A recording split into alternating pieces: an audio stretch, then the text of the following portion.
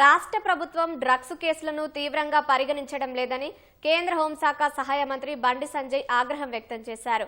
కేవలం పండుగలు, కొత్త సంవత్సర వేడుకల సమయంలోనే డ్రగ్స్ కేసులు నమోదు చేస్తున్నారని ఆక్షేపించారు. కేసీఆర్ ప్రభుత్వ హయాంలో అకున్ సబర్వాల్ ఆధ్వర్యంలో జరిపిన డ్రగ్స్ కేసు విచారణ నివేదికపై రేవంత్ రెడ్డి ప్రభుత్వం ఎందుకు చర్యలు తీసుకోవడం లేదని ప్రశ్నించారు. ఈ మేరకు బండి సంజయ్ ఓ ప్రకటన విడుదల చేశారు.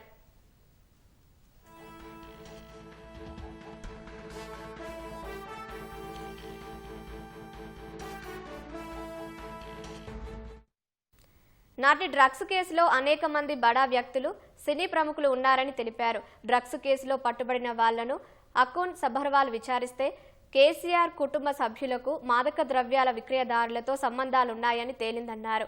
ఆ కుటుంబ సభ్యులు సైతం తమతో కలిసి డ్రగ్స్ తీసుకున్నారని నిందితులు వాంగ్మూలం ఇచ్చారని పేర్కొన్నారు. ఆ వాంగ్మూలంతో కూడిన ఆడియో, వీడియో రికార్డులు బయటకొస్తే తన కుటుంబ సభ్యుల రాజకీయ భవిష్యత్తు సమాధి అవుతుందని భయపడ్డ నాటి సీఎం కేసీఆర్ అకున్ సబర్వాల్ ను అర్ధాంతరంగా డ్రగ్స్ కేసు బాధ్యతల నుంచి తప్పించారని బండి సంజయ్ ఆరోపించారు. అకున్ సబర్వాల్ టీం రూపొందించిన నివేదికను, రికార్డు చేసిన ఆడియో, వీడియో స్టేట్మెంట్లన్నింటినీ నాటి సీఎస్ సోమేష్ కుమార్ స్వాధీనం చేసుకున్నారని పేర్కొన్నారు. ఆ తర్వాత డ్రగ్స్ కేసును పూర్తిగా నీరుగార్చారని మండిపడ్డారు.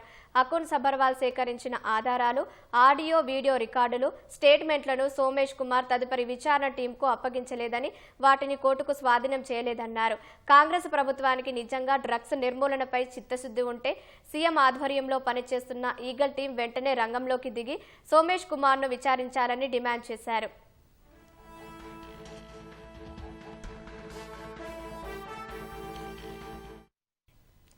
ఈగల్ టీంలో సమర్థులైన అధికారులు ఉన్నప్పటికీ ఒకిద్దరు అధికారులు మాత్రం డబ్బులకు అమ్ముడుపోయి డ్రగ్స్ పెడ్లర్లతో రాజపడుతున్నారని ఆరోపించారు.